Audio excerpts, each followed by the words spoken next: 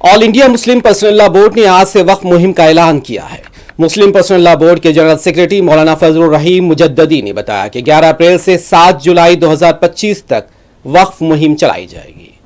ये मुहिम शाबानु तहरीक के तर्ज पर चलाई जाएगी। दस्तूरी हुदूद में रहते हुए पुरअमन तौर पर समाजी तंजीमों को साथ लेकर मुहिम चलाई जाएगी। उनका कहना था कि हुकूमत वक्फ अराजियात को हड़पने के लिए नापाक मंसूबे बना रही है।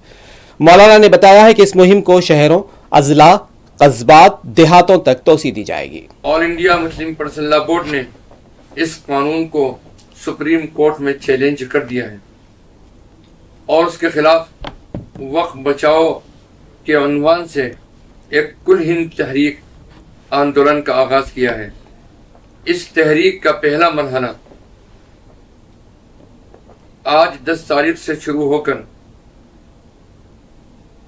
7 जुलाई 2025 तक इख्तिताम पजीर पहुंचेगा।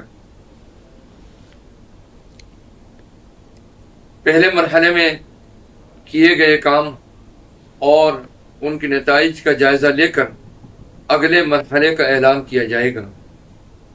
दूसरे मरहले में मजीद इक़दाम किए जा सकते हैं। ये पूरी तहरीक पुरअमन और दस्तूरी हदूद और कानून के दायरे में रहकर होगी। इस तहरीक में बिरादरान वतन और सिविल सोसाइटी के लोगों को भी शामिल किया जाएगा। ये तहरीक शाहबानो तहरीक 1985 के तर्ज के ऊपर चलेगी, जिसके तहत हम हर रियासत, ज़िला, शहर और गांवों तक पहुंचेंगे।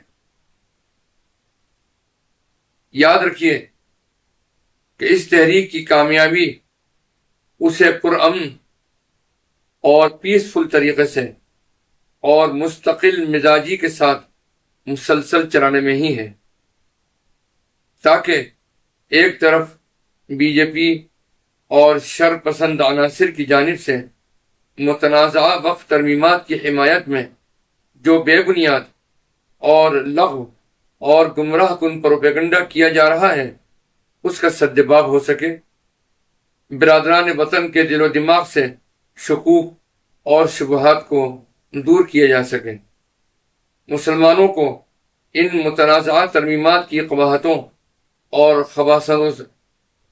खबासतों से वाकिफ कराया जा सके।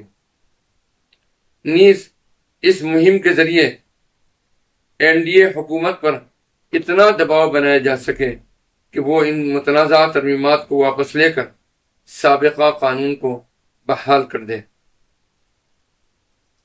इस मुहिम के मकासद क्या हैं जो मुस्लिम पर्सनल लॉ बोर्ड वक्फ बचाओ मुहिम के उन्वान से शुरू कर रहा है?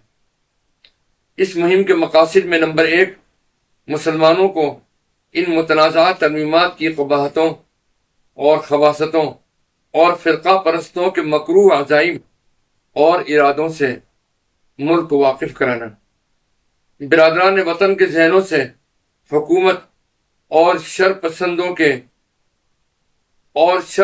अनासिर के गुमराह कुन प्रोपेगेंडे के नतीजे में पैदा होने वाली गलतफहमियों को दूर करना। नंबर 3, दीगर मजहबी इकाइयों को बाखबर करना कि अगला नंबर आपकी औकाफी अमलाक का हो सकता है।